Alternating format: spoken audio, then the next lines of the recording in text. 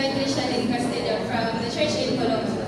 And bago ko nisulod sa training, I remember 2015, dahil nag-trumpeting po sa mga fresh graduates sa Malabon. Then I remember what sister told us na parang she said, ingon niya nga sa training, dadun ka nga mailhan mo ang imuhang Ginoo.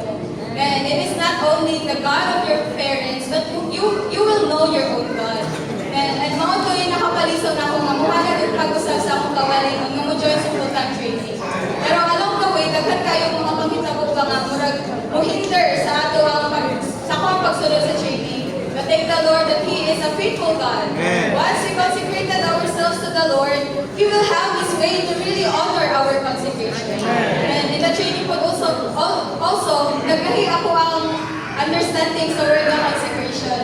So, naabin ako ang consecration, it is us, honor and giving, parang favoring the Lord, kaya itong ihatag atong kaugalingon niya.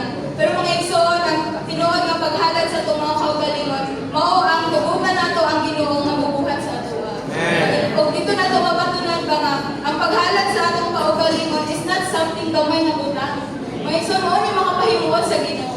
Wala sa mga young people, we really encourage you to join the full-time training. Sa mga parents po, tugutin yung anak mo join sa full-time training. Kasi full-time training, dadoon ang matagusa nga mas mailhan natin kinsa atong kinaugalingong Ginoo.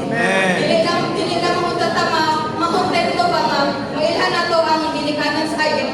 Ginoo sa atong kompanyon, Ginoo sa atong mga ginikanan.